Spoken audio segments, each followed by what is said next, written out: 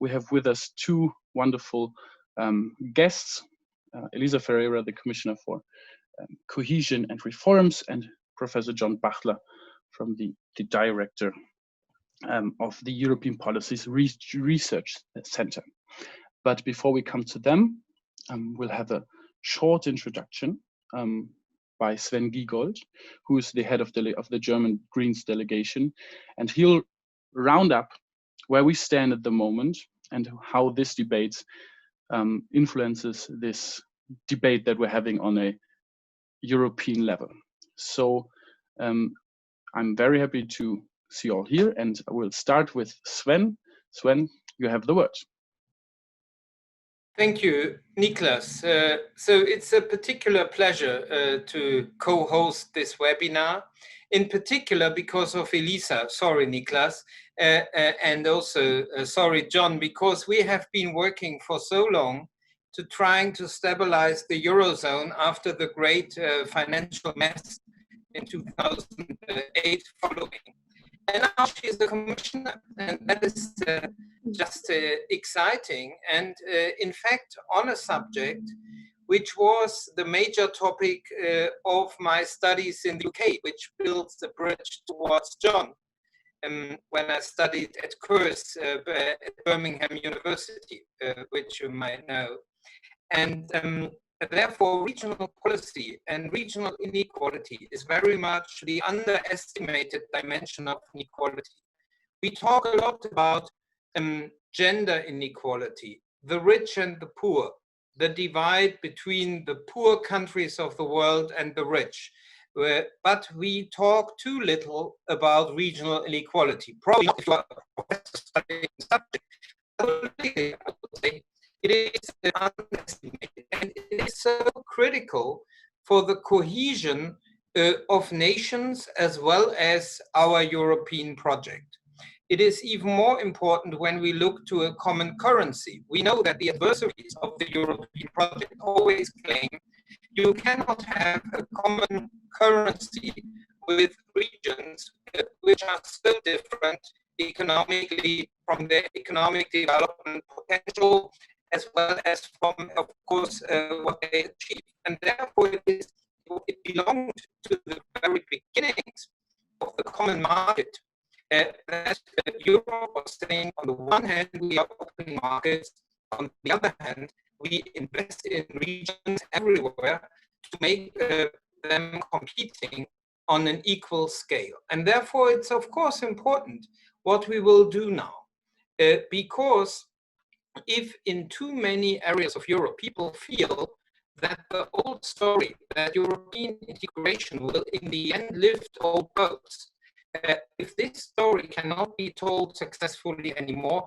it will damage our European future. And therefore it is, from my perspective, a good decision to say that after Corona, we will invest into the future of all regions and use regional policy tools. However, we know that very often has been claimed that regional policy actually doesn't work. Therefore, I'm very curious to learn from Professor Butler as well as from the Commissioner how you evaluate the history of our regional policy programs. Have they achieved to limit the regional inequality gap?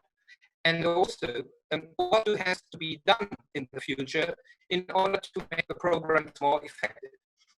The Budgetary Control Committee of the European Parliament last year commissioned a large study which tried to summarize the findings of about 1,000 academic pieces of work. And guess what? It is rather funny. It is totally inconclusive. So it seems to be really difficult to estimate the importance, but it develops some factors which can help to gear the programs towards success. And if we invest more money, of course, we can expect and should expect as citizens that we also have greater effects. And therefore, and that's perhaps the last point I would like to make, it is so important for us to link the spending of European money with respect for the fundamental rights and the principles of democracy. You cannot explain to citizens that we spend larger amounts of money in order for some doubtful governments to use this money in order to finance their entourage, rather than have maximum effect in order to tackle what we need to tackle, to limit the inequality and give equal opportunities everywhere in Europe. Regions in Europe will never be the same. We are all different, but we are all in one project.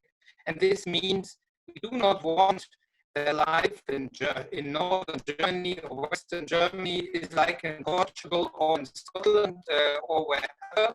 But we want that everywhere people have the same possibility to have a good life. And for this we can learn today. And I'm very pleased to work together with Niklas, he's the coordinator for the Greens on the REGI committee. He's so to say my colleague, I'm on ECON, so I'm now back to learning mode. Good luck. Thank you very much, Sven. We sadly had a very bad connections from your side. So it was really hard to understand, and I know that in the back they're already trying to improve that. It's hard to sum up everything that you said, not just because of the sound quality, but just also because of the quality of your input. But we'll try to put that in the end and see to increase that. So we will go to the discussion, and one point that I want to put at the beginning, what you mentioned, I believe, was that we don't want to look at single programs. Is this concrete program from the Commission working, but rather at how do we make cohesion policy working as a whole, so that Europe profits from it as a whole, and that we have the end of the rising inequalities also between the regions. And our first guest tonight is Elisa Ferrara. She used to be a minister in Portugal already, not just for planning, but also for the environment. So she has experience in government, but she also, and Sven mentioned this as well, used to be an MEP from 2004 until 2016. And she was the coordinator also for the Social Democrats in the ECON, and that's where Sven and Elisa already met in the past. So now she has become the Commissioner for Cohesion and Reforms in the European Union, and it is probably a very good decision to considering that she has experience in governance, but also in the Parliament. So we're very happy to have you here, Elisa. And just to briefly sum up, her portfolio is very big, but to sum up just 3 points.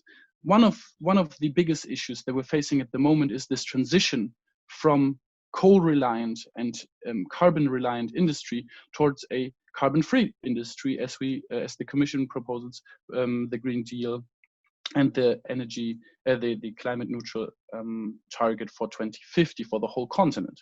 So Elisa will be the one responsible for the Just Transition Fund, which is a very important file in this issue to make sure that this transition works for everybody. But also, she's responsible to figure out the national and regional programs that are needed for this transition and for structural reforms as well. And she will be she's the head of the DG Reform, which will be offering technical and financial support for reforms for the member states, and that's also a very interesting part of her job. So a very broad portfolio, but fitted up with a person with a very broad experience. And so I'm very happy to have you here, Mrs. Ferrara, the Commissioner for Cohesion and Reforms. You have the word.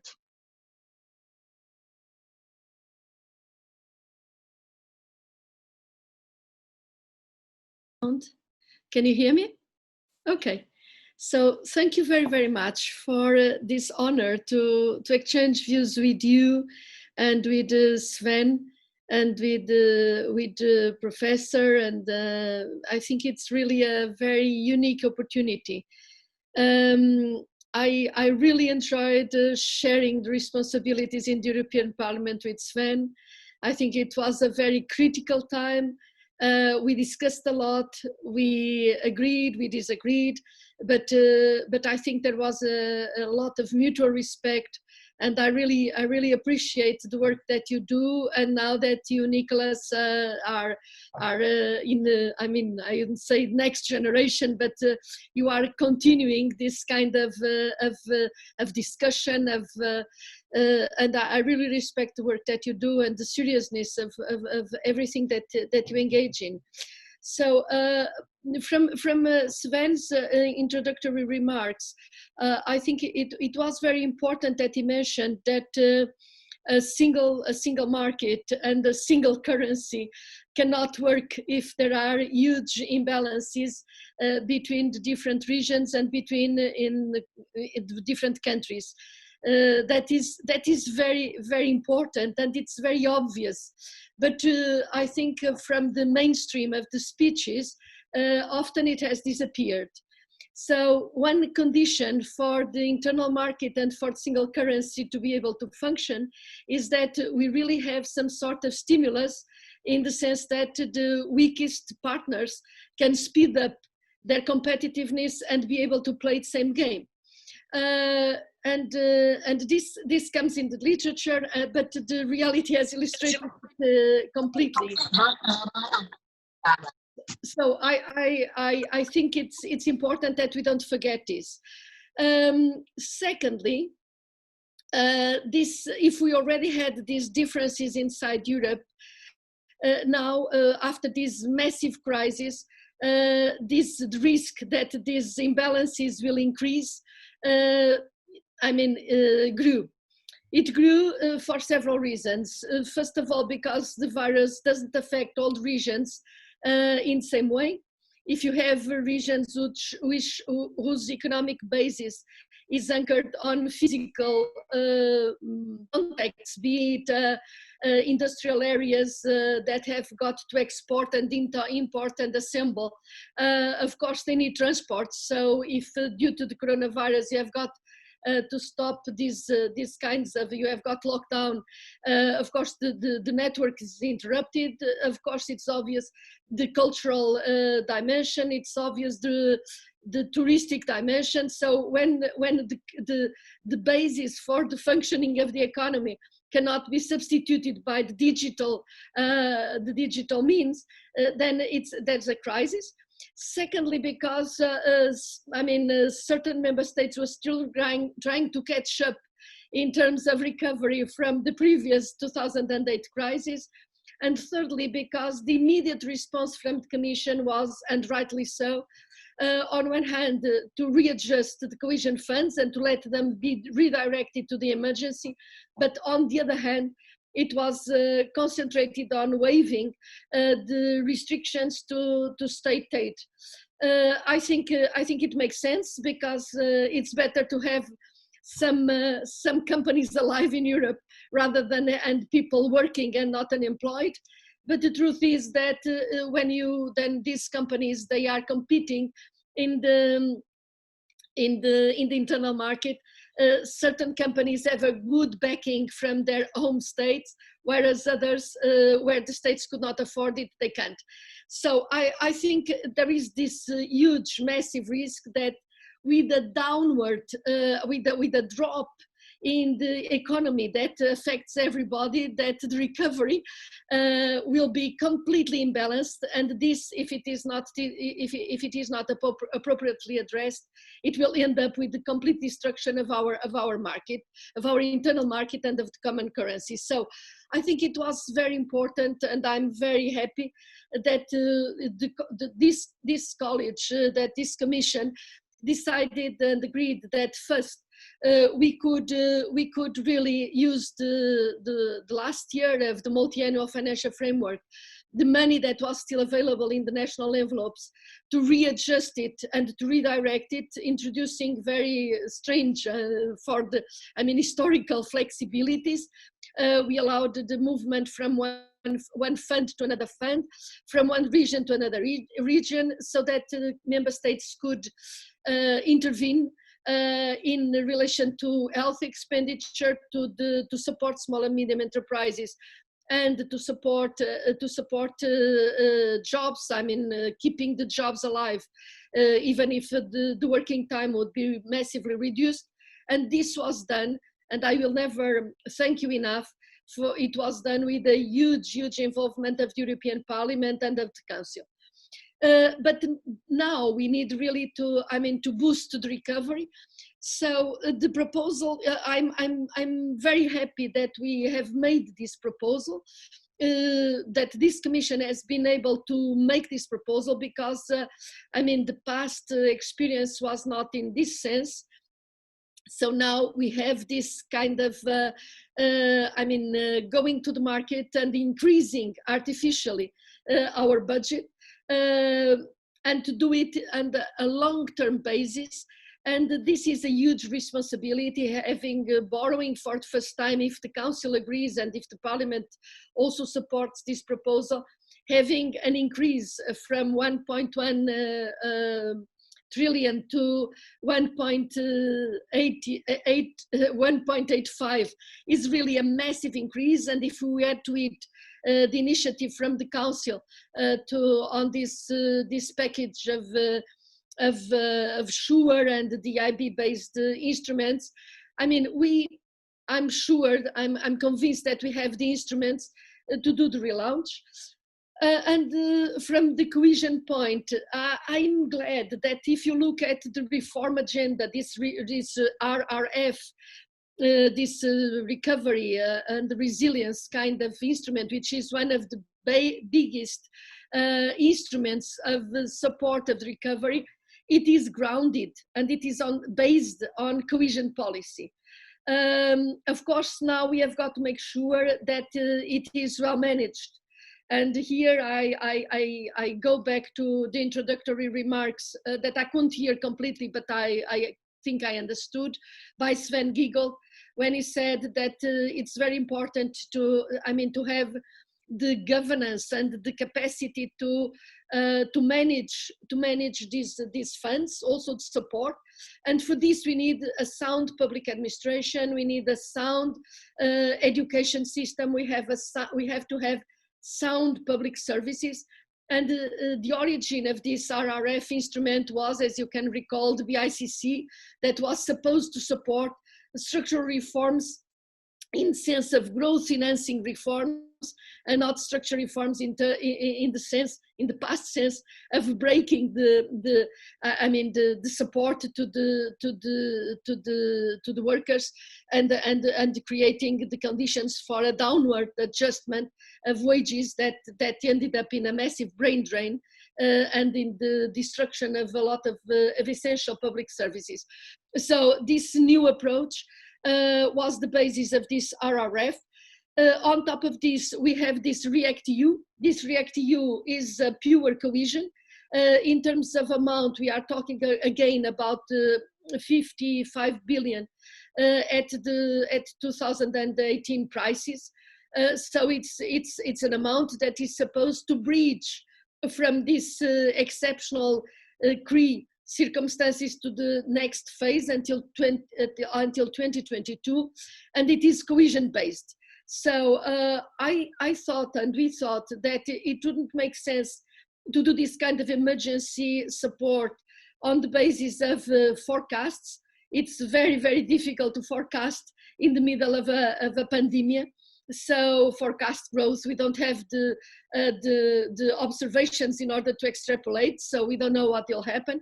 So for this instrument, we are waiting for the semester of this year figures on growth and unemployment, so that we can introduce the drop of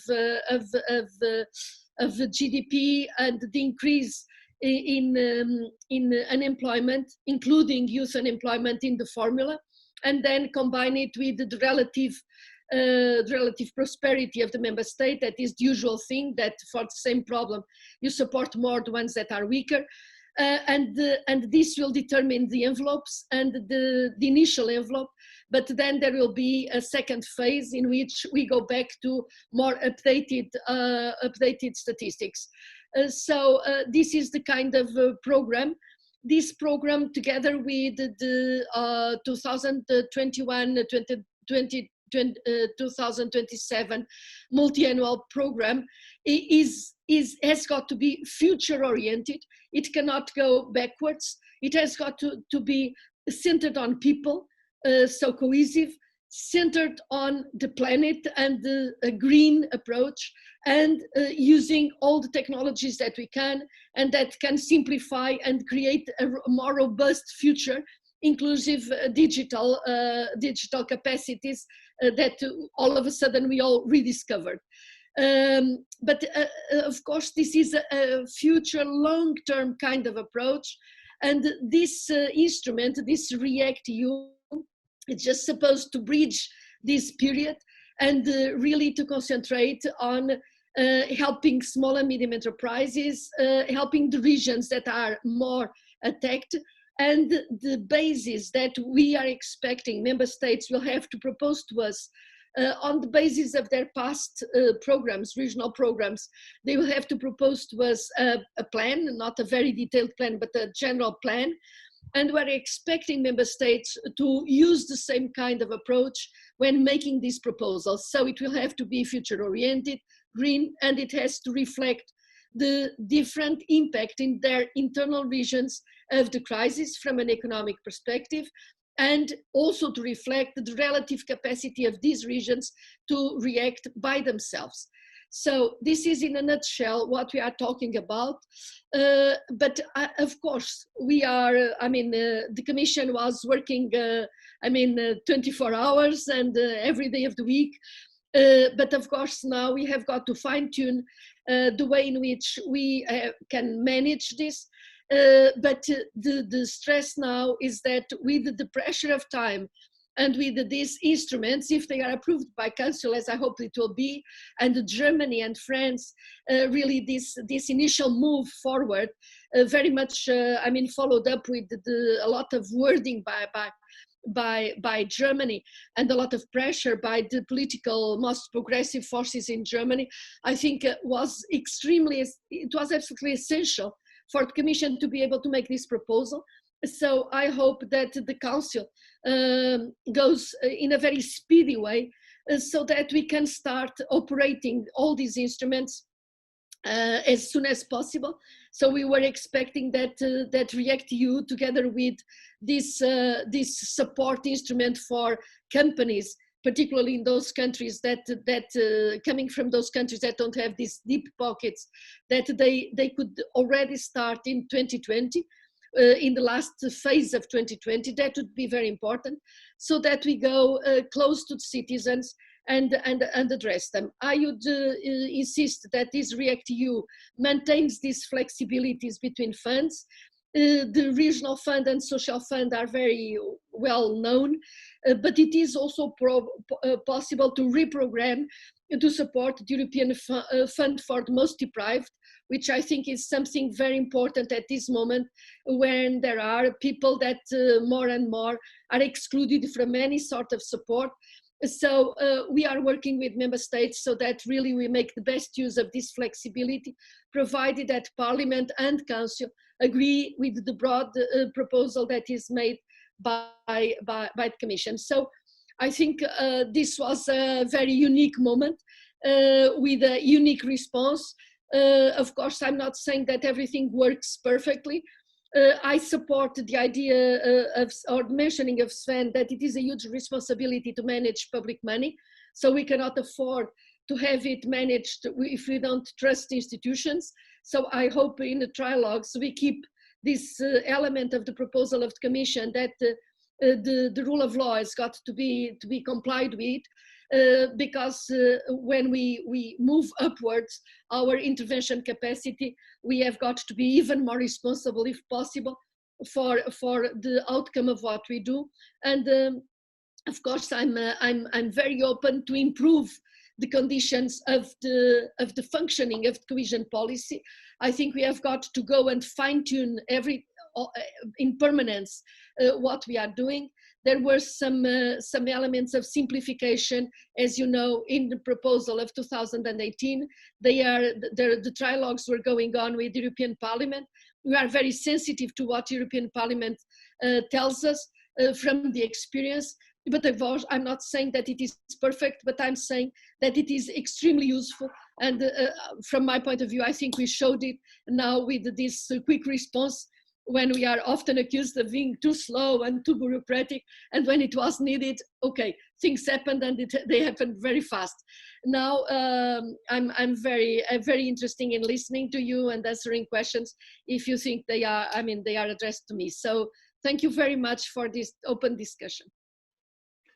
Thank you, Elisa, for this brief introduction into the Commission's work in the past weeks and months, basically, where quite a lot has changed. Our next speaker tonight is Professor John Butler. He is a professor for the European Policy Studies and the director of the European Policy Research Center that is both based at Glasgow as well as Delft in the Netherlands. And I have heard that is the reason for that it's split up, basically, is also a little bit about Brexit. His research experience is based on the development policies in Europe, not just on the European level, but also on the national level. And he has worked on the design and implementation and evaluation on the cohesion policy together with a lot of different partners: the Commission, the Council, Parliament, ECA, the Committee of Regions. So quite the bouquet of different institutions. He also, and that is quite interesting, directs the IQ Net Exchange and Experience Network on structural funds implementation, which brings together the program authorities who are implementing the structural funds and tries to exchange their experience in 16 different countries. So, John, you have quite the experience from your research, and so maybe you can give us a very easy answer to the very easy question: what is good cohesion policy? And not just for the point of how much money do we need, how much do we need to invest, how flexible it has to be, but also on the question, how does the implementation work? What's the best way to implement, and how can we assure that the money actually improves the region? Because what we don't want to do, and that has been mentioned by Sven as well as by the Commissioner, to give money away that has no improvement, especially not in this big package as we're giving it away. So how can we see that the authorities who are implementing it are working fine, not just in the sense of rule of law, but also in the question of just implementation on the regional basis? Is it working? What are we doing right? What are we doing wrong? Please, John Butler, your time now. Thank you very much, and good evening, Commissioner. Good evening, Niklas, Sven, ladies and gentlemen in the audience. It's a pleasure to participate in this interesting debate at such a critical period in cohesion policy. Is the sound okay? Can you hear me? It is, sometimes it's a little bit difficult, but I think we can continue. I'll get a message by the interpreters. If it's too bad, then we have to change something, okay? I very much enjoyed the Commissioner's statement on where we are in cohesion policy. And what I'd like to do in my comments is to provide some critical reflections on, firstly, the Commission's immediate response to COVID, then its contribution to the recovery plan, and then the broader picture of where cohesion policy is contributing to responding to regional inequality in Europe. I think just picking up on what the Commission said towards the end, I think the Commission really has to be commended for the ambition of its response to COVID-19 and also the speed with which it's reacted. I think what's also different from the response to the economic and financial crisis was that the response has been grounded much more in the language of solidarity. And, you know, if one looks at where the Commission has sought to take action in the areas that its policy complements, I think there is some really positive responses on state aid rules, on budget flexibility in budgetary rules, facilitating the supply of medical equipment, and so on. But of course, an important investment component to the Commission's response has been through cohesion policy. As the Commission said, the economic impact of the crisis is varying greatly across member states and regions as well as sectors. So a key question is how cohesion policy is addressing this unequal territorial impact. Now, we have now several months of experience with the Coronavirus Response Investment Initiative and the second iteration, CRI Plus, to provide liquidity and administrative flexibility for cohesion policy programs through a range of measures. The question is, how useful have these measures been on the ground? What difference have they made at the program level? I think from our own research, what we find is that for the most part, program authorities have welcomed the provisions, particularly the administrative flexibilities. Programs do have very different levels of capacity to respond, and a lot of the heavy lifting on investment has been done by through domestic policies. But we can see many programs were able to move quickly to reallocate resources into health, strengthening healthcare systems, mobile nursing units, anti-COVID research. They've invested in social care, providing support for care staff and services, and crucially into business support in terms of grants for business, financial instruments, employment support, and so on. It's probably fair to say that the measures had less impact in those programs which were largely fully committed and in more developed regions, perhaps. But there has still been an important influence in what one could call the repurposing of interventions and projects. For example, switching the focus from business growth to business survival, adapting mechanisms to a new context. There are, though, quite a number of concerns about the administrative implications, for example, the implications down the line, in terms of difficulties in meeting N+3, the impact on results and performance, whether the voluntary indicators for monitoring will give us actually enough insights into how well funding has been used.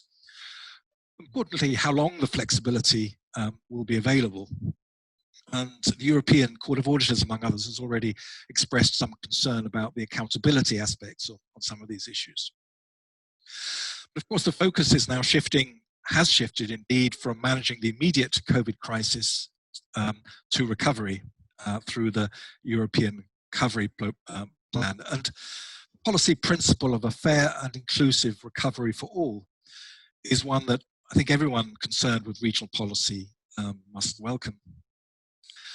Of course, on the one hand, we see some quite significant political challenges in getting acceptance in both the Council and Parliament. We saw this from the UCO meeting on Friday, and significant divisions between different groups of member states on the scale of funding, how it's allocated, and the criteria and weightings used, the balance between loans and grants. Some would prefer all grant system, others loans for loans, the mutualization of debt and the repayment period, and so on. But on the other hand, there are significant challenges for policy implementation in delivering whatever shape of plan is agreed. I'd just like to pick up on three of those implications relating to absorption, the architecture of the proposals, and administrative capacity. I think firstly on absorption, there's a question of whether programs will be able to spend additional funds. We know that there are wide differences in the level of absorption under the current programs. At EU level, of course, according to the latest data, some 85% of planned spending has been decided or committed, and about 41% actually paid out. This masks quite big differences between programs and thematic objectives, and some themes like ICT, network infrastructure, climate adaptation have only 1% of planned spending allocated, less in some cases. If we look at specifically the role of cohesion policy in supporting health-related expenditure, REACT-EU is partly, under ERDF, certainly intended to support investment in health services. And while structural funds make an important contribution to health, it's not always easy to spend, as we've seen. Absorption rates for spending on health infrastructure, ICT and health, have been running considerably slower than for ESIF spending as a whole. E-health has been particularly problematic because it depends so much on digital skills in the workforce. And there's been probably more investment, more emphasis on hard investments such as hospital building than soft areas. There are also other issues such as the degree of participation by local health groups in the design of intervention. And I think there must be concern about, again, about capacity. Managing authorities and implementing bodies may not have a great deal of experience in the area of health expenditure. And conversely, the potential beneficiaries in the health sector may not have experience of ESIF. A second initiative implication is the architecture of the proposals. And one is the coherence of the package. Do the elements fit together, or how well do those elements fit together? We have different proposals, such as allocation methods and approaches for REACT-EU and the Recovery and Resilience Facility, and of course the reinforced Just Transition Funds. And there's a question of how these fit with ERDF and ESF, particularly in the planning for the next period. This comes in a context of existing concern that predates the crisis about the coherence between ERDF, the Cohesion Fund, and the ESF Plus with rural development and fisheries interventions, concern about how the links with the European semester will work, into which the Recovery and Resilience Facility is to be integrated or embedded, and planned consistency with other goals and expectations. And this means, of course, practical challenges on the ground where different interventions are programmed. On the architecture, there are also questions about the territorial dimension. REACT-EU is, of course, to be allocated nationally. It's unclear how the territorial dimension will be applied. The Commissioner has stressed, I think, in many of her speeches, the importance of partnership, and the regulation does refer to the involvement of local and regional authorities, but there is questions about how that partnership will work. And there's still greater lack of clarity with the Recovery and Resilience Facility. What will be the balance between direct management and shared management in the allocation of resources and decisions on interventions? To what extent will it embody the principles of cohesion policy, of multi-level governance and partnership? And then lastly, on the administrative aspects, there is the question of administrative capacity, and the Commissioner touched on that. Programme authorities always struggle this phase of programming when the current programs are still incomplete, but planning is already underway for the next period. This is truly exceptional because programme authorities in the member states at national and regional levels face a multiple set of tasks. Of course, they've got to ensure commitment to current programs. They've got to manage COVID impacts in terms of repurposing, as I said. They need to be planning for the next period when the budgetary parameters and the regulatory parameter package is still not agreed, and it's got some challenging elements in it. They're preparing territorial just transition plans. There's, of course, the new funding that I've mentioned with different funding streams, new sets of regulations, a new thematic objective, and contributing to the development of national recovery plans. Of course, capacity in cohesion policy has always been recognized, or has been recognized as important, particularly over the last decade. Research and evaluation has been telling us about the link between capacity and performance. And to be fair, the Commission, through DG REGI, has made significant investments in this area, and more broadly in terms of institutional strengthening through DG reform. But I think there are questions about whether the expectations from cohesion policy authorities which are now more significant and important, can be realized in terms of capacity being available. Finally, let me make a few remarks about the broader picture and where cohesion policy sits in terms of responding to territorial inequality in Europe, with the headline of this webinar. You know, if we look back, up until the COVID crisis, member states and EU institutions were debating proposals for the next MFF, which I think it's fair to say would see a further erosion in the place of cohesion policy. Spending on cohesion policy is forecast to reach its lowest share as a percentage of EU GNI since the early 1990s. The additional funding for recovery is temporary, and it doesn't affect the core funding, if you could call it that, for cohesion policy for the next period.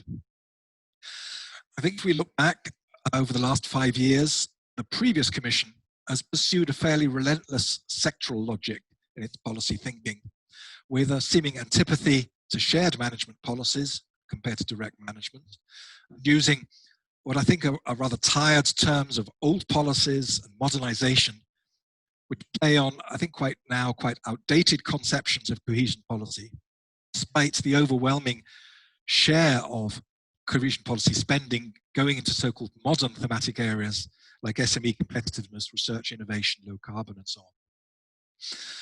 And this, what I've referred to as a sort of antipathy to cohesion policy, I think is evident if one looks back at the white paper on the future of Europe, the Cebu debate on the EU strategic agenda, and the debate on the next MFF, where one's often, I think, been hard pushed to see a commitment to the EU's treaty objectives on cohesion outside, it has to be said, portfolio of the Commissioner.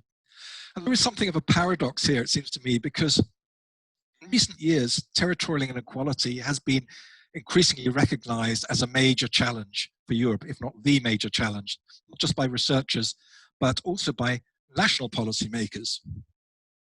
We know that there's increasing concentration in a relatively small number of richer regions that have accumulations of leading firms, highly educated people, and high productivity.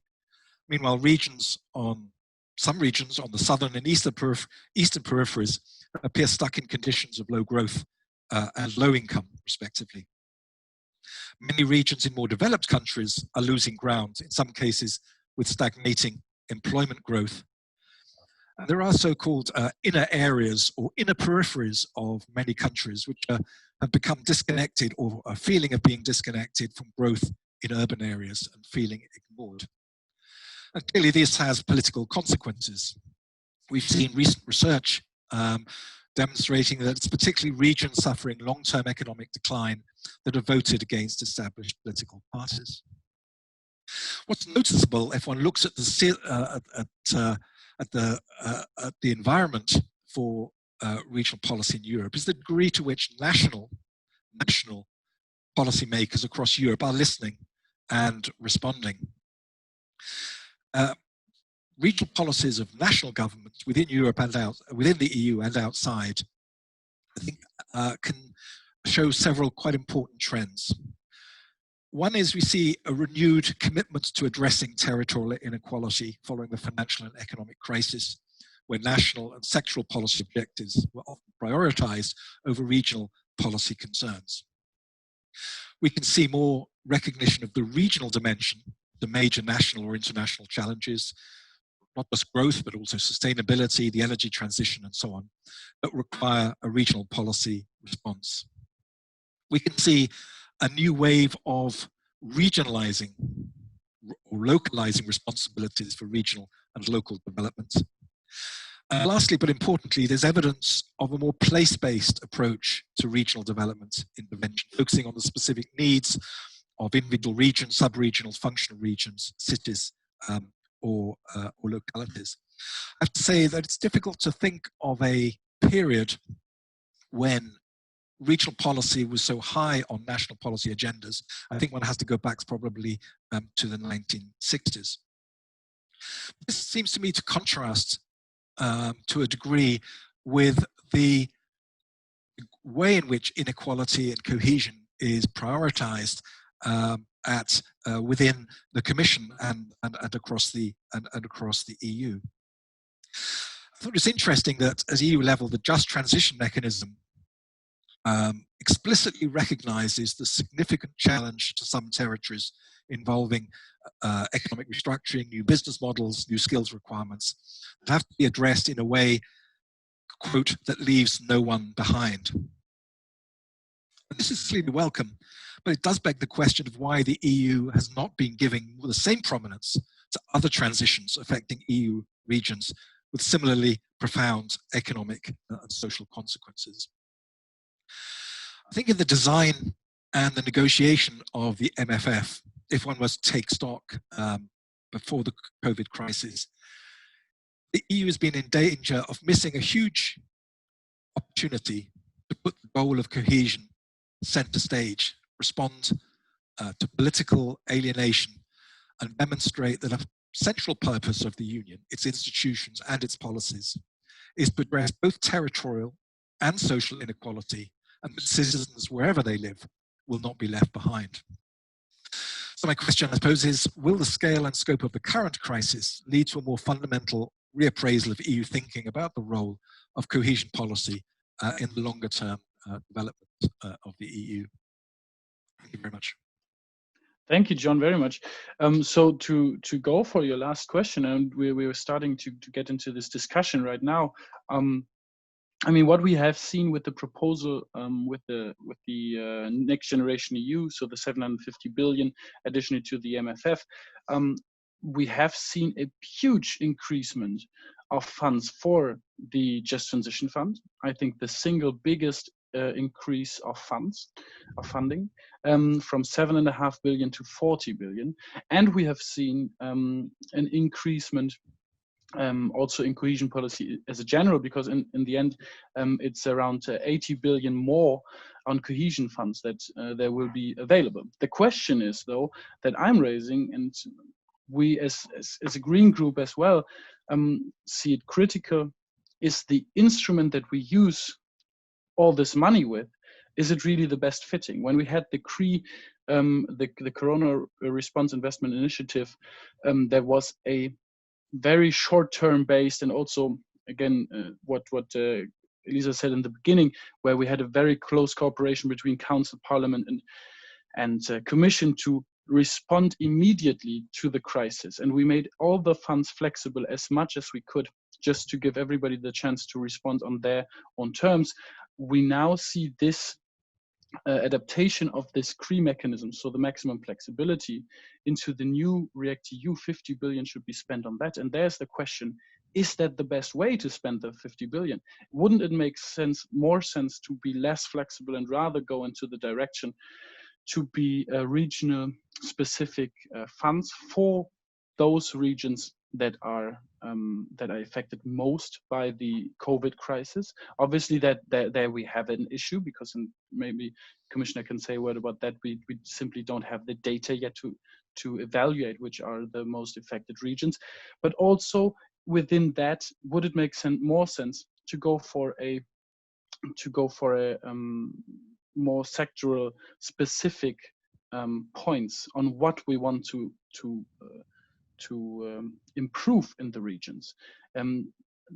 That's the first question. And then the other point that we raise a lot as Greens is the question of who should be the managing authority, because what we see with the COVID, the REACT-EU program, is that the money should not be given to the NUTS 2 regions, which is more regional, but rather, or the NUTS 3, but rather to the national member states and have them manage the money themselves. And there's the question, can they do the best job? It's not about whom we trust with the money, but where really lies the best competence to decide, in my region, this and this is the problem, and this is the solution, and therefore we need the money to improve the situation. And we have always been an advocate for the bottom-up principle. There has been a big discussion in the science department concerning this issue? Is it useful to go for region? Is it useful to go for structural, sectoral support? And is bottom up really better than centralized funding? There maybe, Elisa, you can say a word. You have already said this is the REACT-EU is a transition instrument, but where does this transition lead to?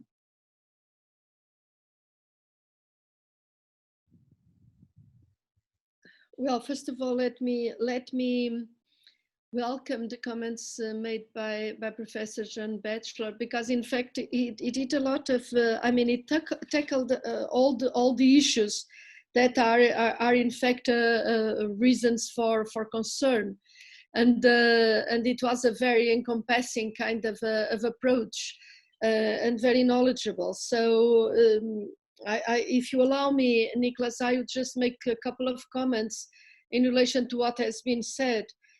Sure, definitely. Just keep in mind we have quite a lot of questions already.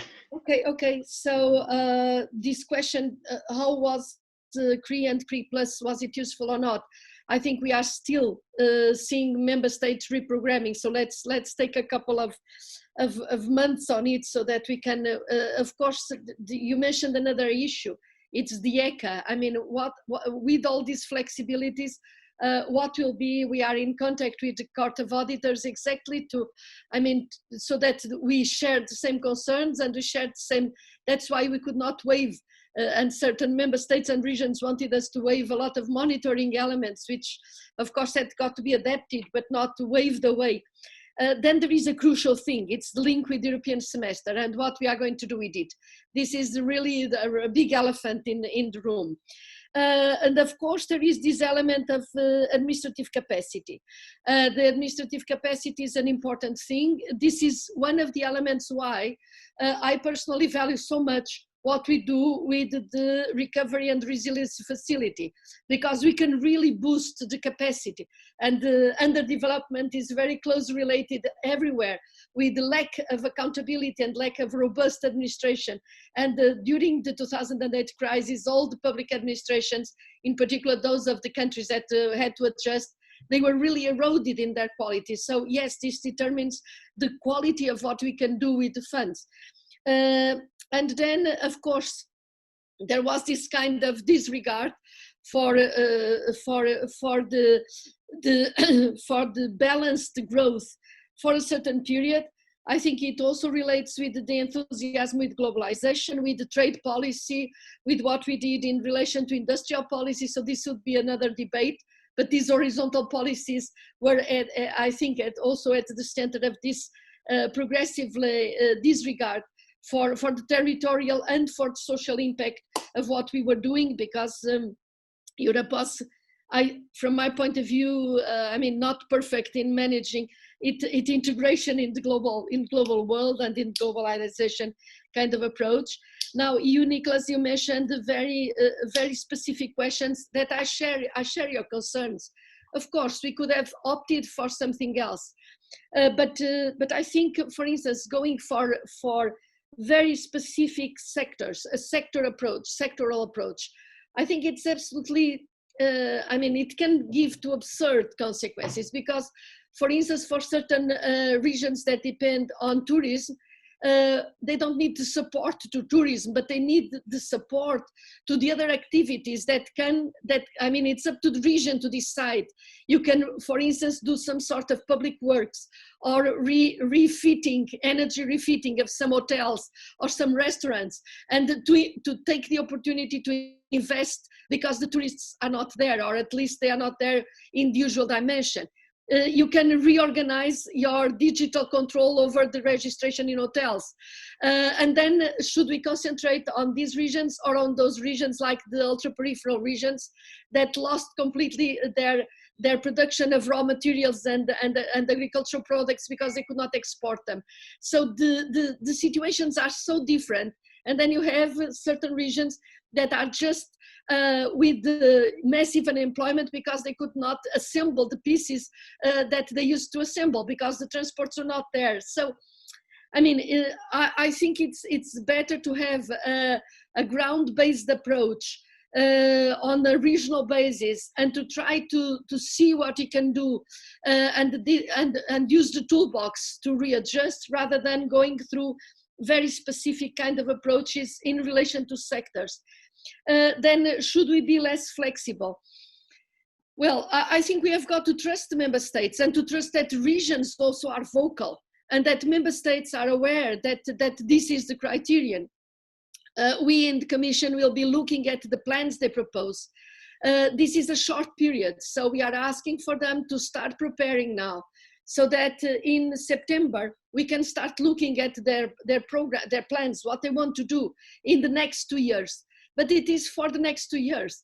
I mean, it's really, I mean, some of these reallocations that, yes, I agree also with the professor when he says that certain countries had a lot of margins, still envelopes, and others didn't. Yes, that's true, but that's conditions that we had.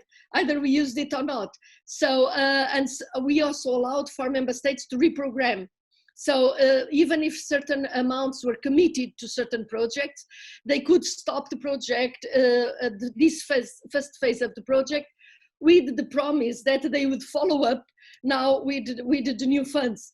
So, I mean, the variety of options was so big that if we don't keep the flexibility in order to make the transition to the next 21-27 period, I think we can really end up with a very distorted picture. But we are aware that we allowed for transfers of funds from the weakest regions to the strongest ones. Now we have got to get the data and look at it, but this was where the emergency was. And so it's a very extraordinary time. So I'm very, very attentive to these issues that you just mentioned, Nicholas, that in fact we have to be very careful that we don't go backwards, that we don't do, and of course this is anchored in the 2014-2020 requirements. So you cannot do, I mean, harm to the environment. You cannot do a certain type of projects because the regulation in general of 2014-2020 is not yet as demanding as the one for 21-27. But it has already a lot of requests and considerations. So this is still prevailing. So I think we are running a risk, and we are running a risk in what concerns the execution capacity. Of course, we can disregard this problem if we let go the quality of the projects, but that is not our point. What we want to do is the adequate and right projects, and to relaunch the recovery on a different kind of basis that is future-oriented and now are not backward-oriented. But yes, we all have to share this responsibility, because either we do an emergency kind of approach and we tackle the risk of massive unemployment, massive poverty that we are seeing developing in Europe every day, and we do this, or otherwise we go through a more perfect kind of model, but it will be very bureaucratic, very difficult to manage. And when we get everything ready, certain citizens will be completely desperate because they feel that they have been completely ignored. And our point is exactly to tackle their problems. So we need to have a compromise, a kind of a trade-off between the different objectives, and that's why we proposed it like this. All right, thank you very much for this answer. And I have now several questions. First of all, to our listeners, you can also raise your hand. You can write it in the no, sorry, it's in German. In the Q&A. In English, it's Q&A. In German, it's F&A. But you can also raise your hand with the raise hand button, and then you can ask your question directly. I have two questions that I want to combine a little bit, and that goes also in the same direction as we were talking just about for John. So first of all, a question for understanding from Barbara Caroli Buch, and that is, are all countries or regions with economic mainly based on agriculture and tourism at all even able to compete with countries or regions which produce export goods in the terms of trade. And in that in mind, so if you could explain that a little bit, but also keep that in mind for the next question from Marco Contardi, who is from Italy. And he asked, he has very bad experience of using EU funds in terms of both effectiveness and efficiency by the regions. He says it is really a failed experience. So the proposal is, why not remove the monopoly of the programs from the region and open to local authorities in consortium with third sector partners and qualified private companies the possibility of direct access to EU funds. This going local would greatly revolutionize effectiveness beyond making citizens perceive the usefulness of European institutions on the ground. That's the first question to John as a science question, but also as a political question. Maybe, Lisa, after that you can also say a word about why not go completely local and give everything to the people on the ground. Okay, thank you very much, Niklas. If I've understood the first question correctly, I mean, if one looks across Europe, across the EU, we see regions with very different sectoral structures, very different bases for economic competitiveness and resilience, very different growth trajectories and conditions for growth. But essentially, and what I referred to earlier was that one of the challenges we face in the EU is the degree to which so-called frontier regions or sort of higher income clubs, as they've been referred to, are pulling away from the rest. But essentially, this is the mission of cohesion policy.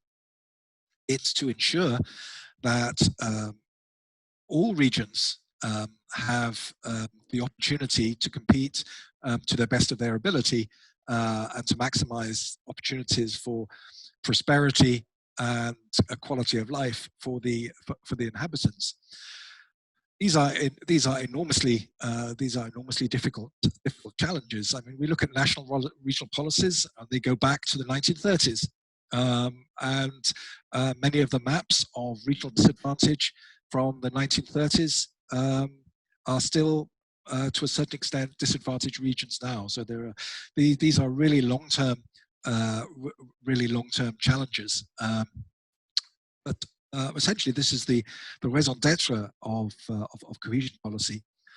In terms of the question of the bad experiences of regions, yes, it is very true that there is a very variable effectiveness of cohesion policy if one looks across EU regions.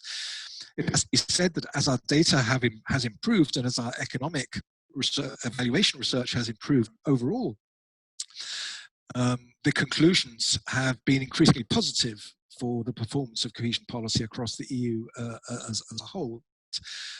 It is remarkable in one sense that at the time when cohesion policy is being demonstrated to be effective in academic and evaluation research, as I said, it's being eroded. But that overall message shouldn't take away from the fact that we do have a very variable quality of implementation, and a lot of that relates to the quality of government, quality of governance, and the degree to which the authorities responsible for those regions have the capacity, the governance systems in order to maximize their opportunities to develop strategies to implement sound policy interventions. On the issue of whether it should be more localized, this is very much one of the directions that cohesion policy is going in. For the current period, we have what are referred to in the jargon as integrated territorial development options, which are creating whole new opportunities for localities, different types of areas, city regions, groupings of local authorities to work together and take responsibility for parts of funding and to develop strategies that suits their particular particular local area. So if you like, the control of funding by regional authorities, insofar as there is such a control, is adapting and changing with this different territorial dimension. Yes, shall I join in, or Sure. shall I? Yeah, I also have, if you want to, I already have another question that goes in the same direction, so you can respond to both of them. Okay. And that is also a question that comes from also a former MEP, which I just saw who's in here as well, which is Lambert from Van Nistelrooy, who used to be, I believe, for the Liberals in the Parliament just before me. So I don't know him personally, just heard about him. And he asked, it's not only a question about money, but also about the capacity to keep young and educated generation in less favored regions. And can we give the EIT with the regional innovation schemes a bigger role? And then also I want to join one question in, we have this draw out effect. So if you have a region that has always focused on agriculture and tourism, for example, and focuses all its policy to keep agriculture and tourism, then you won't see a settlement of innovative industries, for example, which would draw young educated people there. But those young educated people that you might have in the region will leave the region because, well, all you have is tourism and agriculture, and they can't start their startups there because you don't have the infrastructure in the region. So how can we improve the region for young educated people as well? Well, there are no simple or straightforward answers to these questions. We are talking about development. Yes, I remember Nistelrooy, and I want to say hello to him. Yes, it's a critical thing to try to keep the most qualified people in the regions.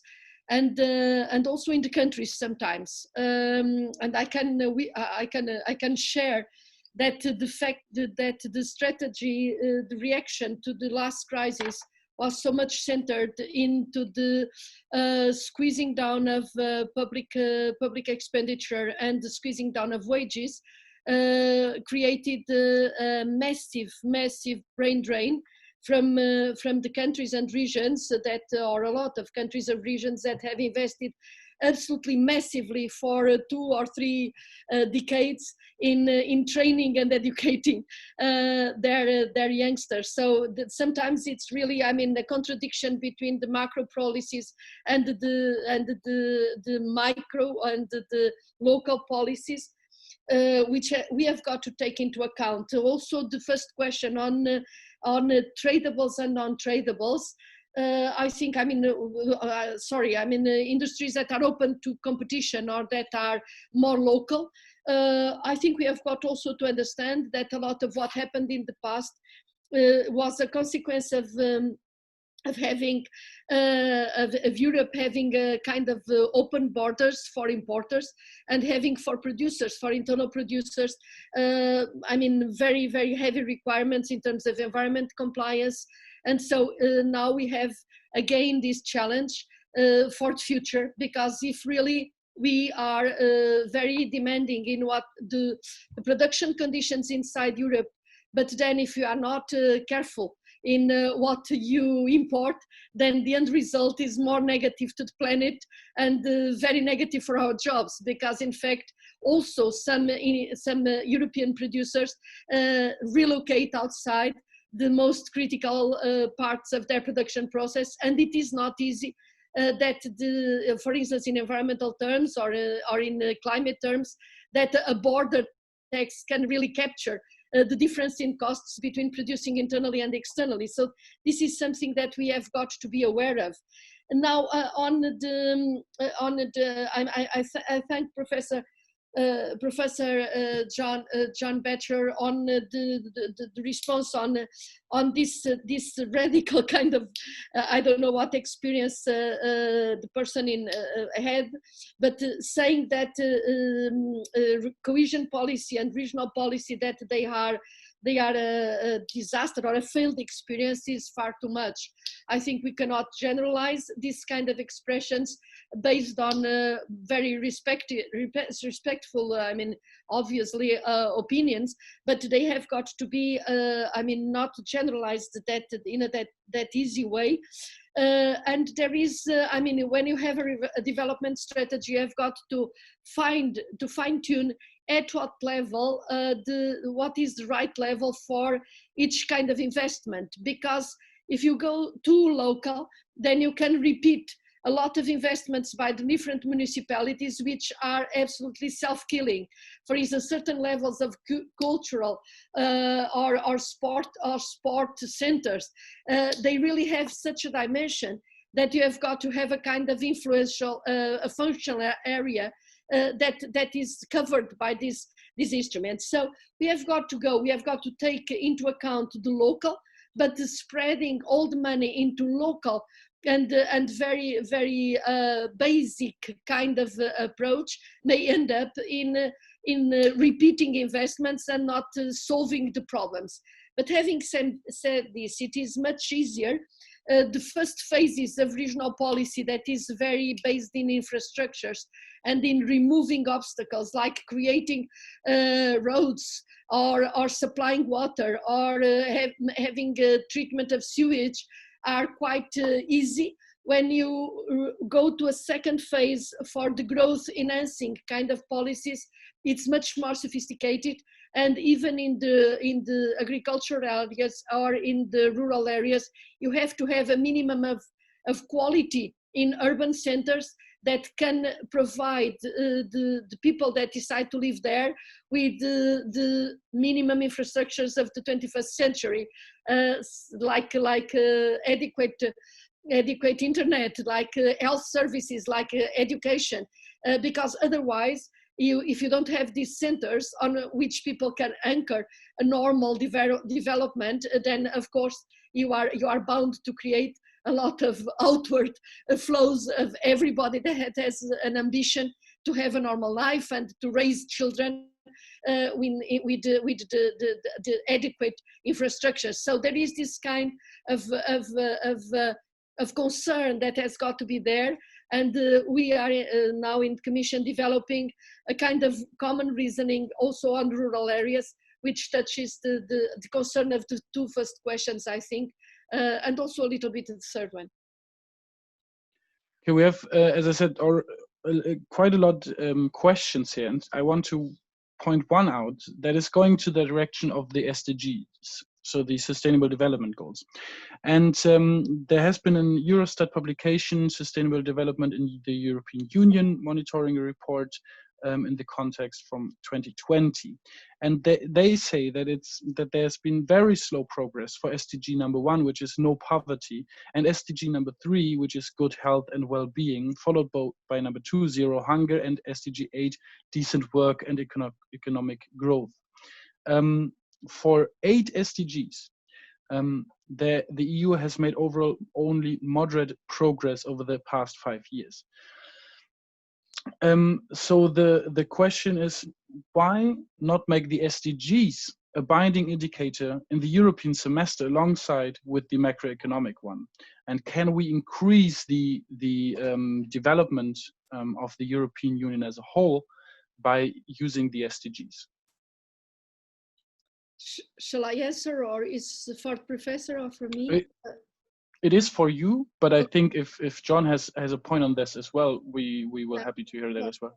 Okay, in fact, it was one of the initial decisions by this commission to introduce the Sustainable Development Goals into the semester, and I really think this was a very important move, and I think it has to be also reinforced with the quality of the recommendations that are made in the semester. This is one of the requirements for the proposals for the recovery and resilience plans of the different member states when they try to accede to the facility. But it is very important that how we measure, how we address this global development of the member state that has got to be compatible with also the energy and climate plan, with the just transition plans. And I mean, so there is a package, and I hope we don't lose this kind of global approach to the development of the member state that must be also territorial based and cohesion based when we start operating the usual mechanics.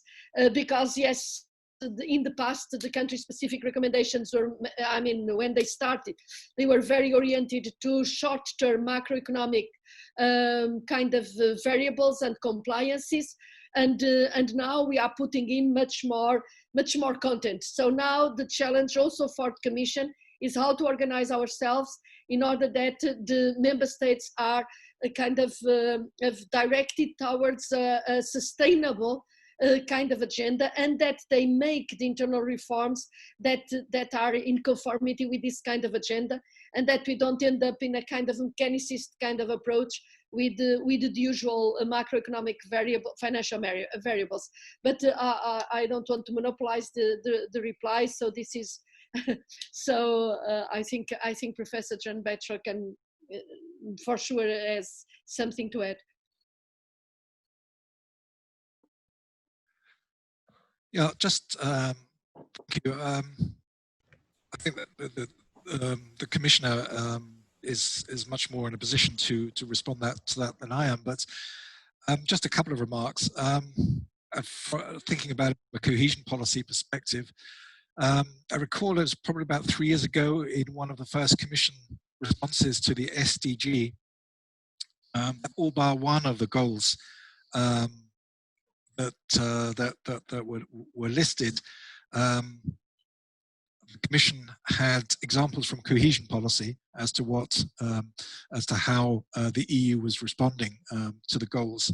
So there are clearly a lot of opportunities for cohesion policy to respond. But as far as the semester is concerned, I think one of the structural difficulties of the semester process is the degree to which the EU has only certain levers at its disposal, and often cohesion policy is identified as a convenient vehicle because there is substantial funding under the cohesion heading, and recommendations are then made to member states, which then are meant to be taken into account in programs, which are not necessarily the best vehicle for responding to those goals. That doesn't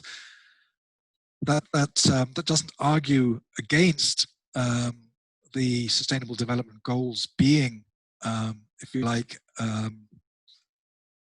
taken into account in a more encompassing way. But I think there are some difficulties with the semester process as a vehicle.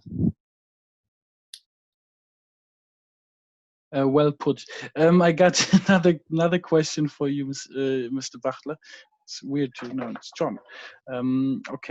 So the question is from Martin Kontek. What impacts have dumping salaries on creating central monopolies instead of balanced regional economic power? For example, the German dumping and meat industry. Doesn't it counteract the efforts of EU cohesion politics? I'm probably not the best person to answer that. In the German expression, da bin ich überfragt, is probably appropriate there. I'd have to think about that one and perhaps come back to you. Okay, then take it to your studies, and maybe you release a paper on it, and we'll see and provide that with everyone watching right now. All right, but I got another question, and this is obviously one very concerning. It's also in the German debate a very, very triggering point when we talk about funding for EU, and I guess it's also a point in the French debate and in several others, and that is the question of rule of law and the cohesion funds. And therefore we have the question from Irina Pober, mainly to Mrs. Ferrara, but maybe John, you have also some words on this, and it is how can rule of law clauses be enforced in the recovery instrument? Are there similar safeguards as in cohesion policy, namely not to penalize final beneficiaries? If so, how to make it a credible commitment? And I would broaden this question a little bit, and how does the committee thinks, the Commission wants to act on this issue of rule of law and cohesion funds? How do we ensure that the people on the ground still get the support that they need, but we must not support authoritarian rulers in their dismantlement of the European rule of law, and also in cases of corruption, how can we avoid that, and what will the Commission do? Will they be more vocal than in the past to stop funding, or to maybe centralize or the funding in the Commission? Well, I think this is a very important question. And in fact, already in 2018, in the proposal made by the Commission in 2018, it was very clear that the compliance with rule of law was in fact a major element for the management of the funds, for the reason that Sven Giegold mentioned before, that in fact it's taxpayers' money, so we have got to be completely comfortable that it will be under a democratic and accountable and transparent procedure that this money is managed, and that is used for the purpose.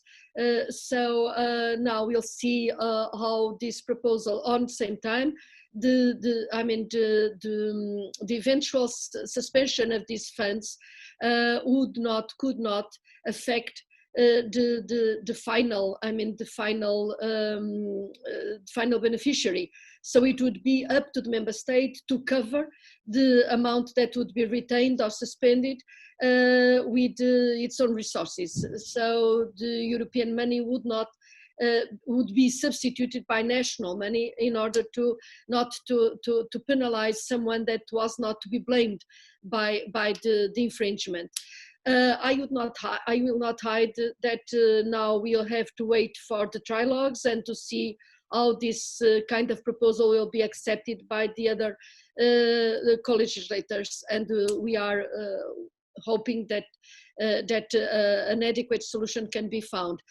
On corruption, we are really very strict on corruption, but I think that some of this kind of bad reputation that in the past and recent past was associated with cohesion has to do with a kind of caricature of cohesion policy, which I find very unfair. When I arrived at this task, this post, I immediately asked the services to provide me with the specific amount of fraud, of real fraud. I'm not talking about disconformity in filling forms or procedural problems, but fraud. And in the past multi-annual financial framework, the percentage was 0.47%. So I think it is.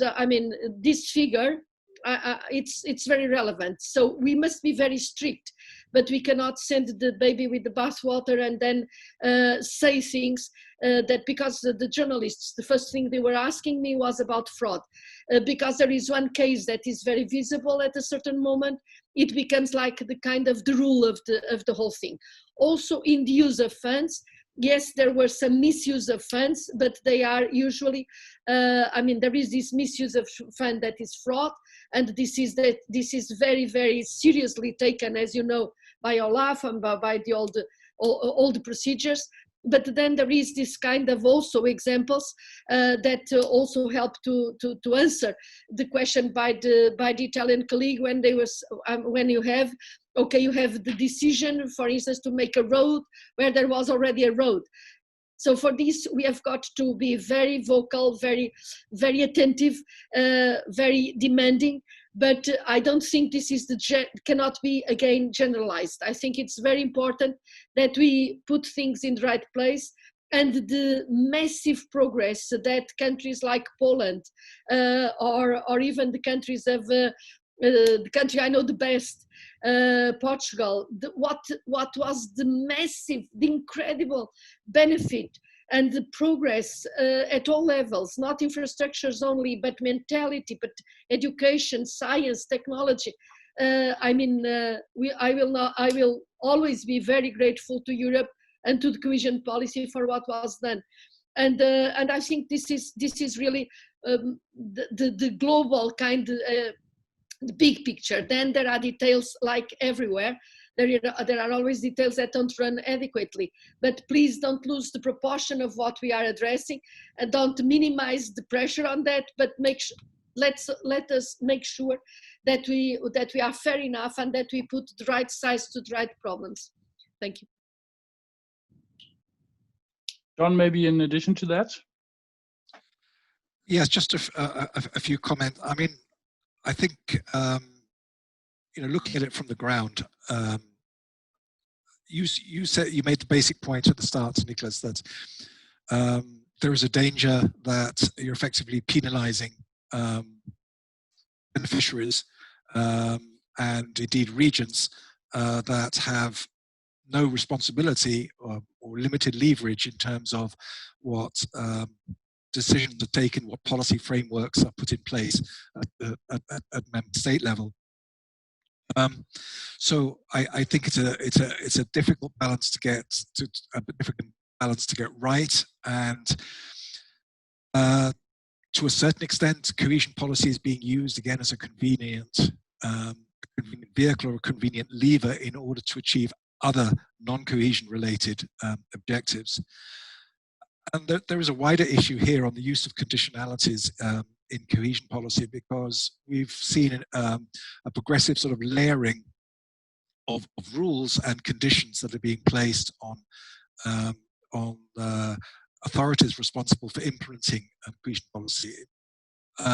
In many cases, for valid reasons, in pursuit of timely spending, in pursuit of more effective spending, in pursuit of more legal spending, and in pursuit of more simple spending.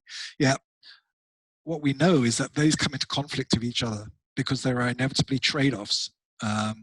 You can have greater emphasis on regularity in terms of checks and so on, but that's potentially going to be at the expense of timely absorption. It's going to be potentially at the expense of taking greater risk.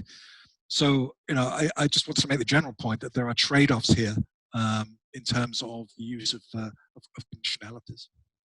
May I just get in just to thank you for this kind of very wise approach, and also to underline that yes, it is true that that regional policy after is the trade for other objectives. I understand it reasonably well, and I accept it, and I think it's very important when it touches the rule of law. But I have more questions when it touches macroeconomic conditionality, for instance. But I don't want to reopen an old discussion and debate. But yes, there I think it's completely unfair. And but of course it is in the legislation. So let's see what we can do about it. On the rule of law, I think the connection is more evident, because if you don't have, in fact, the checks and balances that make sure that the money has been adequately used, then you are, I mean, the whole structure of management is at risk somehow. We have one question from Martin Matko, who raised his hand, and I will ask you to ask your question directly. So you should be able to now unmute yourself. Exactly, okay? Yes, good evening, and thank you. Good evening. Can you hear me? Yes, we can hear you, and could you just say whom your question would be directed to? Yes. Actually, I'm happy if any of the guests respond. In short, my question was aimed at, first of all, just to very briefly say, I've been working in cohesion policy for the last 20 years, from the local level to national, and then the DG Regio, and currently I work for EFTA, for the Norwegian and EA financial mechanism. So I have some experience on the limitations and challenges of implementing this policy, though I am a big friend of this policy still. At the same time, I'm a little bit, now being outside of the EU bubble directly, I have a little bit of criticism towards whether the ambitions and objectives and the identity are shouldn't be challenged or asked or set properly. And I was just wondering if, given, yes, I'm very happy that there's more money available. I think that's very good. So if we start from that, there's, let's say, more resources. I just wanted to ask the Commissioner that, given that the EU budget is still about between 1% and 2% of the EU's GDP, are the ambitions to meaningfully change territorial inequalities in proportion to this amount of financial resources, given that many other policies of the EU itself actually work, in my opinion, seem to work against these territorial or maintain these territorial inequalities in a way. Let's say lack of social policies at the EU level, minimum wage, etc. They are key elements in people migrating to those high-income, highly skilled regions that Mr. Butler was mentioning. And my other question is linked to this, actually, that history is always written by the winners. Is it actually measured to what extent these high-income, high-concentrated, skilled labor regions actually contribute to emissions, ecological footprint, etc., that actually the EU would really like to reduce? It's one of the priorities of the EU and also of the SDGs and of global policies to reduce emissions. So I see a little bit of a trade-off between massive catching up and lifting of quality of life with the aim of reducing the ecological footprint. Thank you. Thanks for a question. John, Elisa, who wants to answer first? Also, I have to say I have still quite a lot of questions, so be as brief as you can be. Okay, Lisa, I see you're talking, but you're muted, so I will unmute you. Sorry, I muted myself in order to listen. Yes, I think this question is absolutely crucial. It's the contradiction between what we do with the cohesion policy and the horizontal policies. I mentioned already some examples like the trade, the external trade policy, or the other policies or other decisions that are not necessarily policies, but in fact, it's even the internal market. If you put, if you based on competition, doesn't create convergence; it creates divergence. So it's up to the cohesion policy to catch up in permanence. You know, when there is a slowdown of the economy or a recession, that the imbalances tend to increase. And now the question, as I started, the recovery should try to compensate these imbalances and not to foster them. And of course, we are living with a budget that is 1%. The redistribution of these gains and losses is done through this budget. And 1/3 of this budget is for cohesion. Some parts of the budget don't necessarily recognize cohesion, so it is a permanent fight and a permanent combat. But I think we should not give up, because it is needed more than ever that we really compensate this.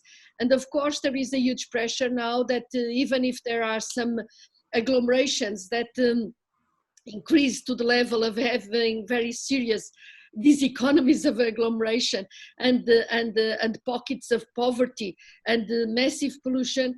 This is a consequence to a certain extent of the imbalance in the development of the territorial development, is a consequence of a certain failure of the rebalancing policies.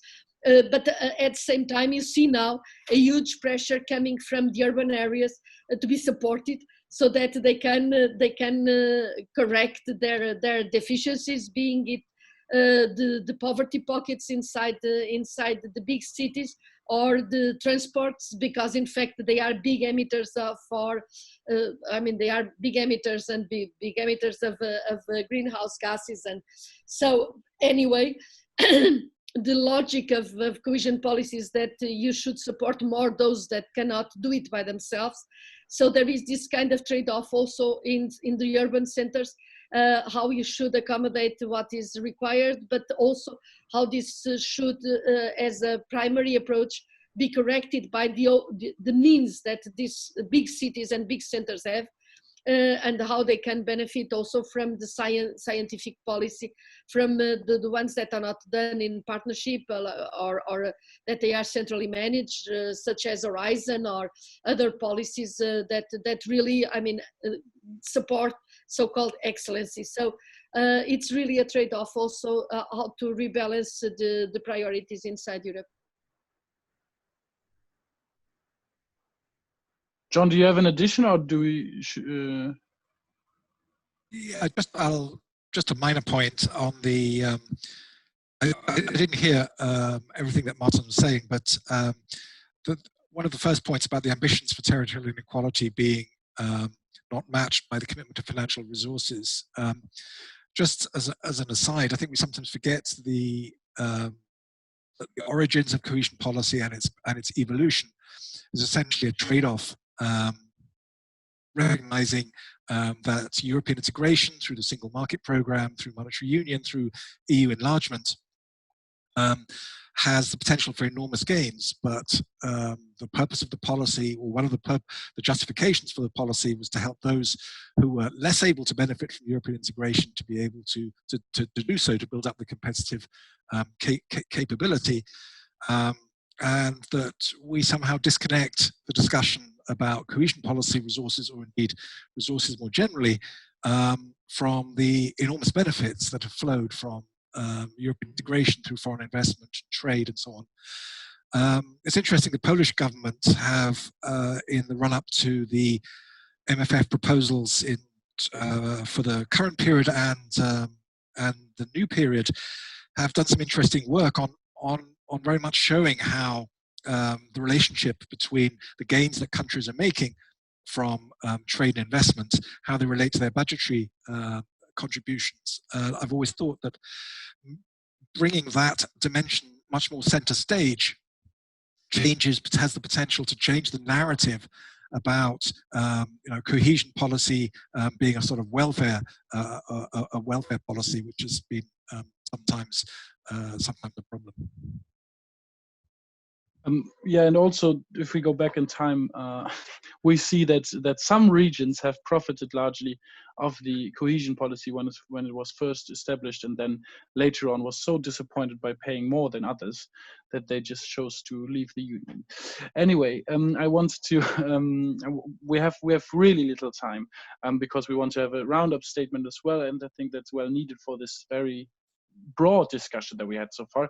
But now I have 3 questions for Elisa, and they're longer to be said because they come with comments, but I think the comments are worth reading, but they're really just 3 questions. First of all, from Pratik Biscari, he says, in my view, the recovery plan should address more the needs of the regions and or nations most affected by COVID-19. Unfortunately, as calculations by Bruegel have confirmed, the countries that are expected to receive most of the funds are Central and Eastern EU countries that have suffered less from COVID-19 than Italy and Spain, while the Commission expects in its spring forecast 2020 that the CEE countries would have a higher growth over 2020-21 than most other countries.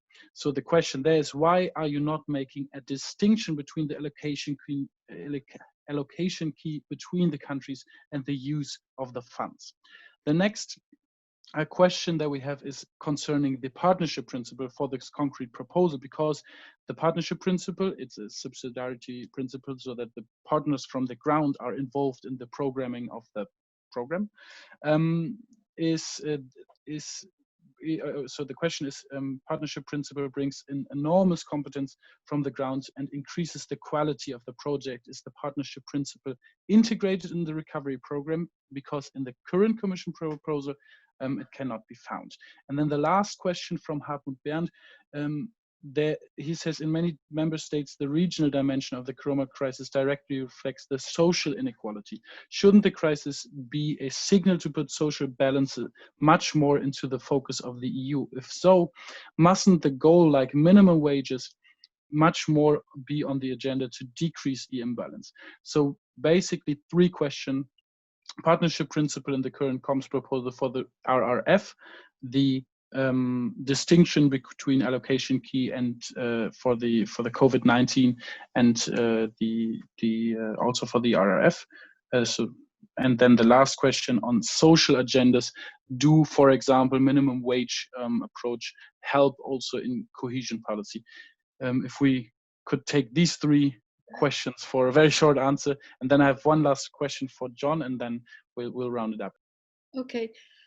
So yes, very interesting questions on the relationship between regional and social. Yes, it's evident that there is disconnection. So yes, also there is a discussion going on exactly on minimum wage, minimum income. Of course, it will not deliver in time for us to address the crisis at this moment, this kind of global worry, but of course in the plans there is this close relationship between social and regional, because development is development for people, and people are located in the different spaces.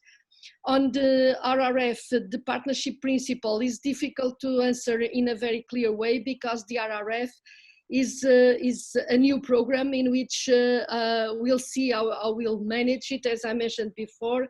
But in fact, the partnership principle is, I mean, the RRF is supposed to finance policies that are developed by the member states. So they will have to have a cohesion basis, because the legal basis is also cohesion, but it will be a different kind of approach from the usual one. So we are thinking of a reform agenda for the public administration that has got to have a basis in terms of regional, of space, of territorial basis, but not the typical kind of partnership principle as such. So we'll see how we organize this and how the recommendations are implemented, and I think this is really a very crucial, the quality of this implementation. In what concerns the mechanisms, there are two different approaches, because when you talk about distribution of the RRF, you are basing it on unemployment, on the GDP, and on the relative welfare of the member states, and on a certain combination with population. So it's a kind of it's a multi-annual kind of approach for reforms. When you are talking about REACT-EU, then you just concentrate on the as I mentioned before, on the effective values achieved in terms of GDP of loss and increase of unemployment. And I think in the text that I read, that was a comment by Bruegel that you mentioned in relation to the REACT-EU.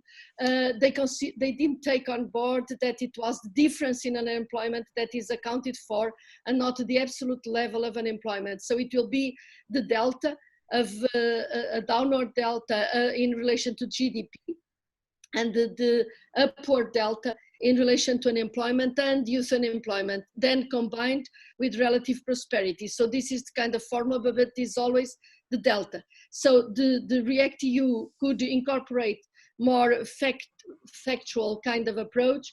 In relation to the RRF, the kind of negotiation that was going on forced somehow to work on the basis of available data, rather than and estimates rather than actual figures. But this is, I mean, this is what we have now on.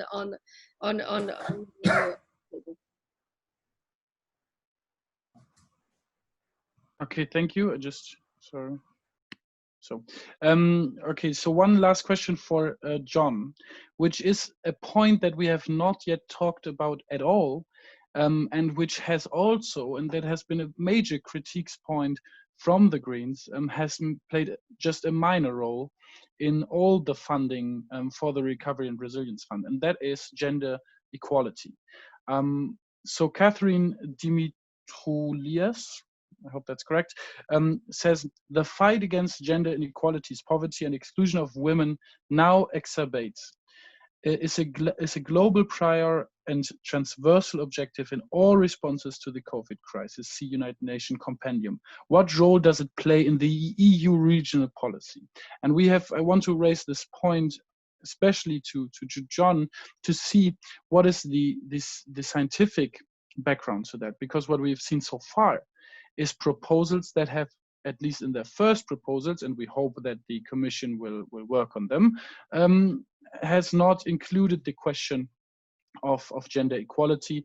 And we see that when we have classical investments in infrastructure, for example, it means that mostly men profit from the jobs taken there. But what's the take from the scientific side? So back to you, John.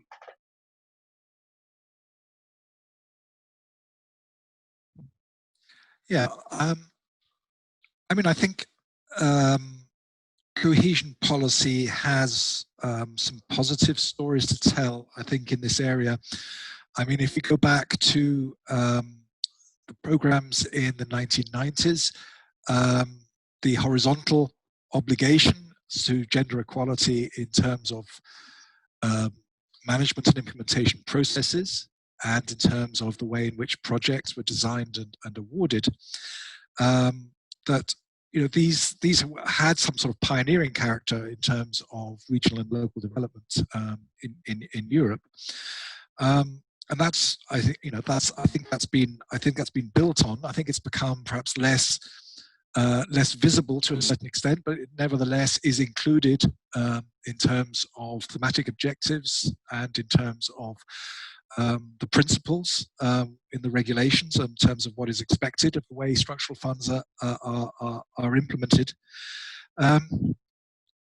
However, I think the bigger issue, if you like, is the one that you mentioned right at the end. What are the barriers to gender equality? And here we've obviously got complex social issues, but the progressive shifts that we've seen away from hard infrastructure towards softer forms of support, particularly the growing emphasis on human resources, has been positive in that respect, because it has directly sought to identify where are the barriers, whether it's in terms of education, whether it's in terms of childcare, whether it's in terms of training for employers, training for employees, to try and address some of those social barriers that prevent women from actively taking part in the labour market. Okay, thank you. And I have to say that we have to come to a close. We only have officially 8 minutes left. Obviously, we can take as much time as we want to, but we don't want to overstrapagize everyone's, what is it called? Sprech, the muscles that you need for speaking. Anyway, one last task for our two speakers for today would be a little roundup of what we take away from this discussion and where we go further with cohesion policy. I will start with John. Other than the new issues and topics for new papers to look into, what have you taken away from this debate? But also, what do you think is the one thing that the Commission should pick up on, and we as parliamentarians as well, for cohesion policy? Yeah, good question. Deliberately made a reference to national regional policy thinking in my earlier statements, because I think quite often we think of cohesion policy in isolation, as if it's a policy or the policy to respond to regional inequality. If we go back to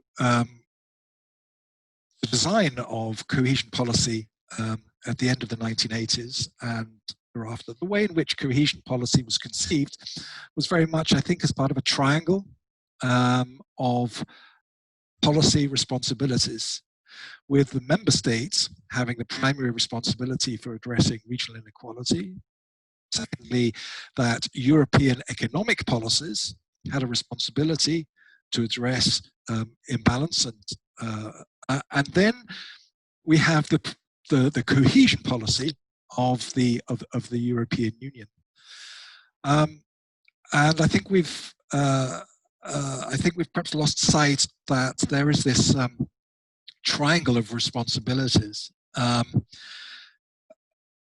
think in the early days of the cohesion report, the regular cohesion report, there was much more emphasis placed on these three different elements. Now they are still covered to a degree, but particularly at a time when cohesion policy resources are constrained, and we don't know in which direction they're going to be going in future, but they are on a downward curve, and in many countries they are questioning the degree to which they still have a critical mass of cohesion policy resources in order to implement it in terms of genuine added value. I think there is probably some scope for thinking about how we can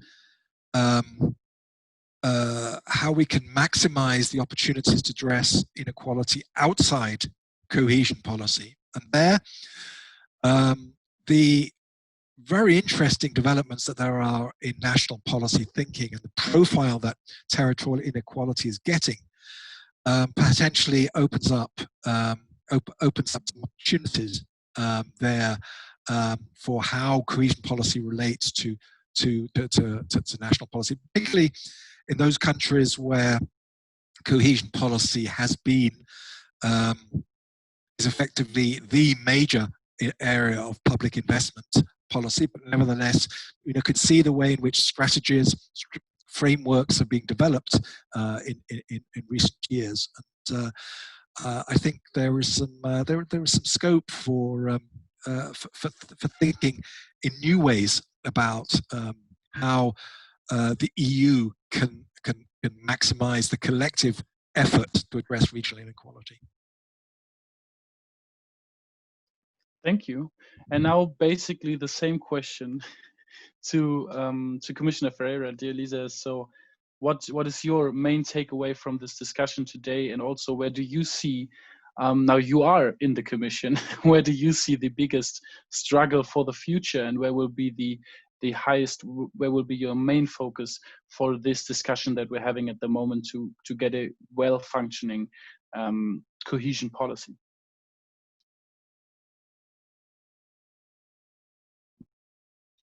First of all, I think this was really a very qualified and a very interesting discussion. I really enjoyed listening to you, to your questions, and to the questions of the people that are listening to us and following us.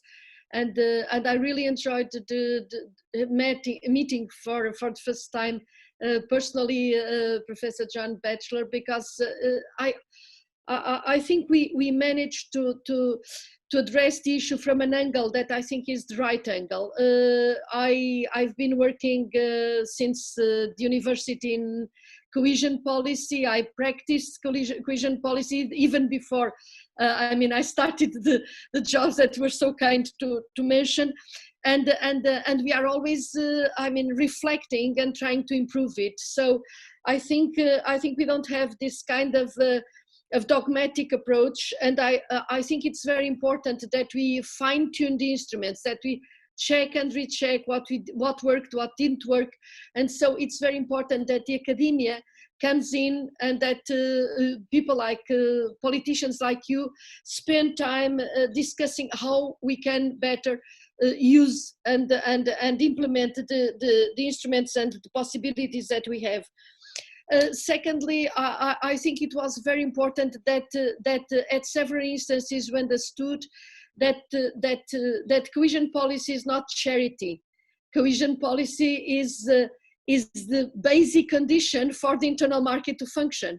We saw when there was this boost of the internal market that at that time the Law Commission duplicated the funds, because it is absolutely obvious that if you have competition between unequals, the winner will always get the benefit. So you can have an overall benefit, but you don't have a predetermined splitting of the gains that guarantees some rebalancing. So if you don't want, some backward regions and countries to go down and down, whether others go up, then you have got to have the instruments to rebalance. And then we go to the question that was raised. I mean, do we have the instruments? Yes, we are doing what we can with the instruments, but we have got to be aware when we discuss the size of the budget that we are not together to share a budget. The budget is the kind of rebalancing instrument. So we should not concentrate on discussing the 1%, but on what the internal market and what the common currency gives to the 99%, to the overall wealth. So I think also this came very, very clearly, and it is even more obvious when you go into such a difficult experiment like having a common currency. Then really you increase the propensity for disparities, and you can add to this all the management of the external policies of the science and technology. All this doesn't go necessarily in a cohesive way. Now we are being challenged by the most dramatic crisis that we had to face. And I think it is under this kind of approach that this proposal from the Commission are being made. As I started to say, I think when I started, I think in fact it is a huge opportunity, but let's go together and make the best out of it, so that we really have a quality implementation of this policy. And there are very serious challenges, and for these challenges, I think we cannot disregard the role of the governance at the regional level, at the local level, at the national level. What kind of structure we have that can really be operational, efficient, demanding in relation to the management of these funds. And for this, I think we have this huge opportunity of the reform agenda.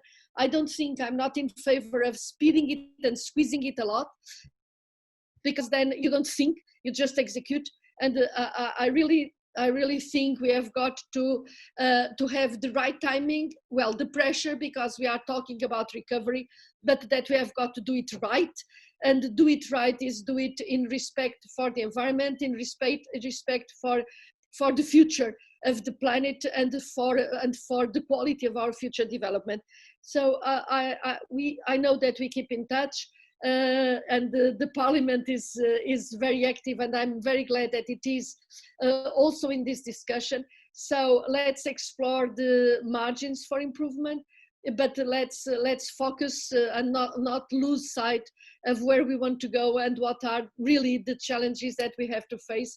So thank you very much. It was a pleasure for me to be with you. Thank you so much. First of all, I want to thank everybody participating, and I want to say sorry to everybody who has raised questions and whom we had not the time to address the questions. So I want to round up a little bit, and I think what we have seen in this discussion, also from political but also from scientific view, is that cohesion policy is not just, as you all said, an add-on, but really a basis for the work we're doing with Europe. Europe is more than just a common currency, and it's more than just several member states coming together. It really lives of the idea to have a whole continent with different nations living in peace and living in constant exchange. And I myself come from Germany. I'm based in Eastern Germany, and I have to say it is a struggle for a society if you see too big of a inequality between regions. If you go to over the form a border between West Germany and East Germany, you can suddenly see the changes in the landscape, and you can see the differences. And yes, all the touristic centers here are well built up and look nicely, but if you go a little bit behind that, you will see that it's not all nice and good, even though we have a unification that's 30 years old now. So this is a challenge that we have to address, because it, in the end, goes to the heart of the people. If you see every day that your region lags behind others, even though you're in the same country, you use the same currency, you use maybe even the same language, then it won't function. And the same goes for Europe. If we want to bring Europe really together, we need to ensure that there are no inequalities in Europe. When I came into Parliament, my main focus was, I want to unite Europe. That's my goal. I want to see Europe united as a state. But for that, in order to that ever happen, we need to unite the people, and for that, the inequalities must be diminished. And that is something, and that's the good thing about it. We know by now that cohesion policy works.